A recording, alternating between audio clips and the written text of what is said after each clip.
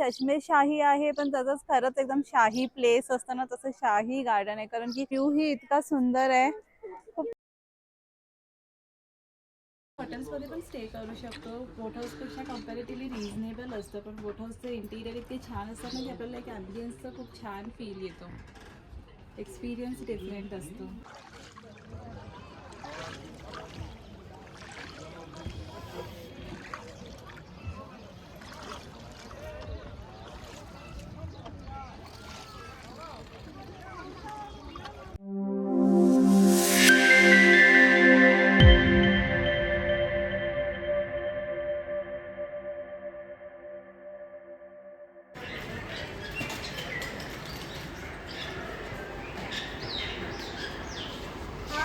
तुमच्या सगळ्यांचं स्वागत आहे आपल्या नवीन ब्लॉगमध्ये.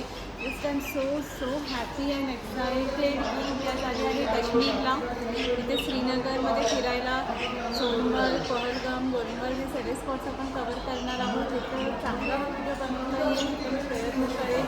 आय होप तुम्हाला हे आवडेल. पूर्ण ब्लॉग बघा आणि पूर्ण सिरीज बघा.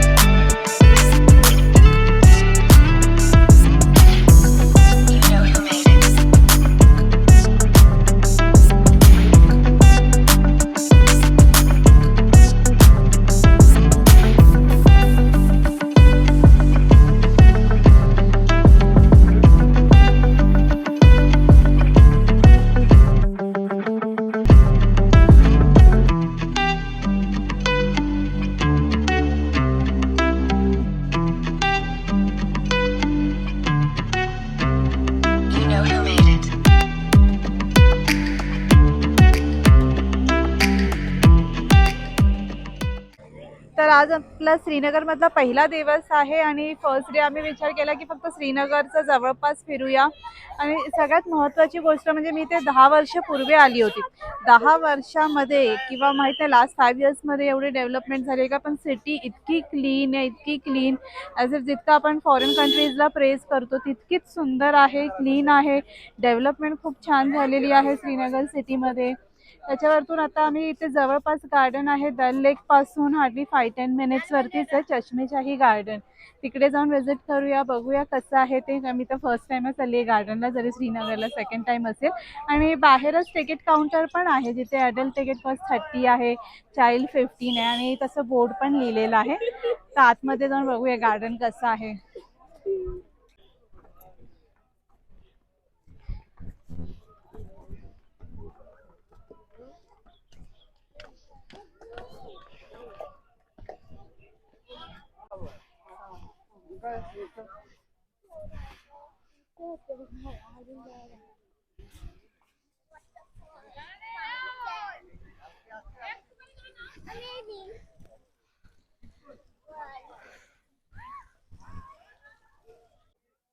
आता इथे मी चष्मेशाही गार्डनमध्ये आहे.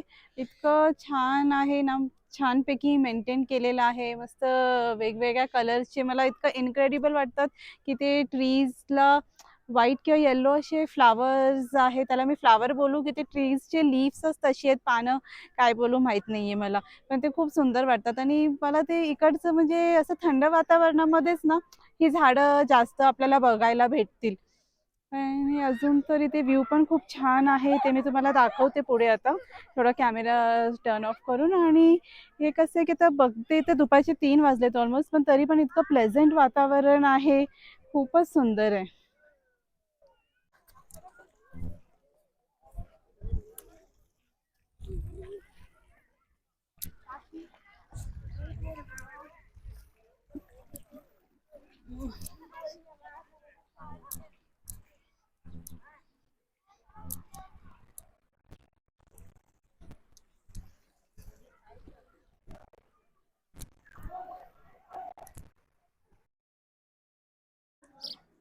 हे गार्डनचं नाव तर चष्मेशाही आहे, पण त्याचंच खरंच एकदम शाही प्लेस असतं ना तसं शाही गार्डन आहे. कारण की मागे जे हिमालयाचा व्ह्यू आहे बॅक साईडला, आणि वरतून थोडंसं कसं हिल टॉप असतं तसं उंचावर आहे. आपण ह्या गार्डनला यायला थोडं स्लोप स्लाईट हिली एरियामधून येतो.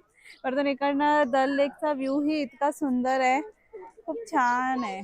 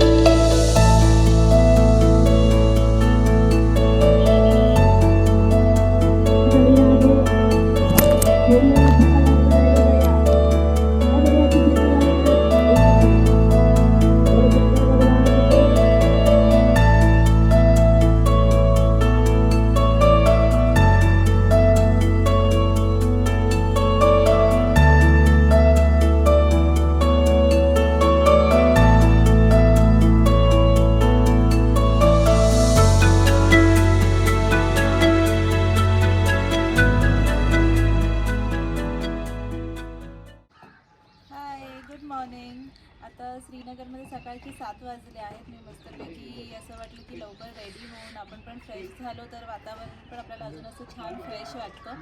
म्हणून मी लवकर रेडी होऊन वगैरे मस्त तयार होऊन तुमच्यासमोर बसली आहे. आणि ते इतकं छान, जे इव्हनिंगला काल आम्ही चेक इन केलं तेव्हा इतकं असं दिसत नव्हतं बाजूचे माउंटन्स वगैरे. आता पण अर्ली मॉर्निंग उठून बघितलं की बाजूचं सगळी सिनरी बघूया कशी आहे आणि किती प्लेझंट फील होतं आहे ते. आणि ही बोट हाऊस पण खूप छान आहे. आपण बोट हाऊसचं जरा एक टूर बघूया.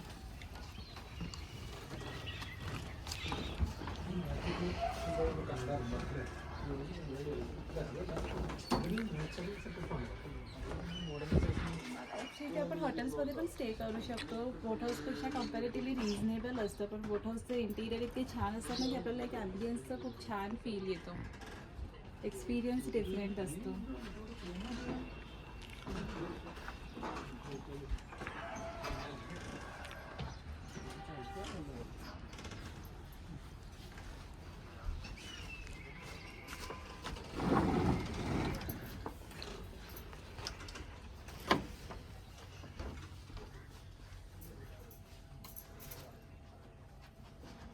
त्यांचं कार्पेट कर्टन्स वगैरे मला इतकं छान वाटतं. असं वाटतं ते एकाऐवजी अजून 2 दिवस स्टे करावं.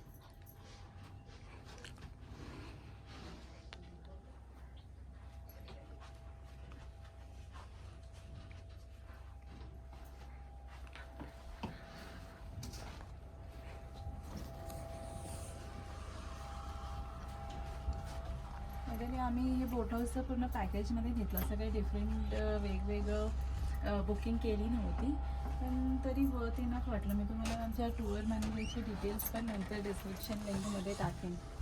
आणि आमची रूम,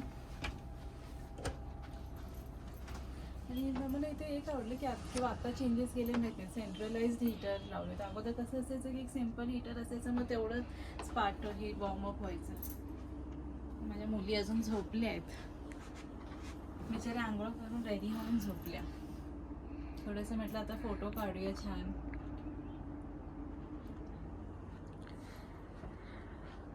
हे किंग्स बोट हाऊस आहे. जरी तुम्हाला तुम्ही जर डायरेक्ट पॅकेज करत असाल तरी पण तुम्ही तुमच्या टूर मॅनेजरलाही सांगू शकता की किंग्सचं घ्या म्हणून.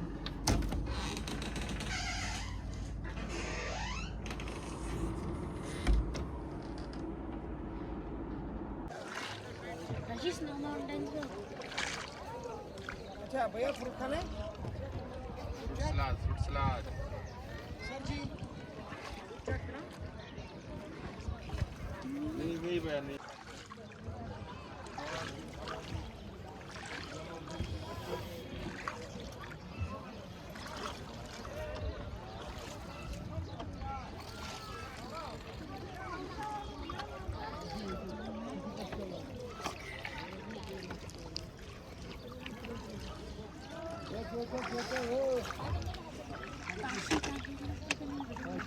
सामान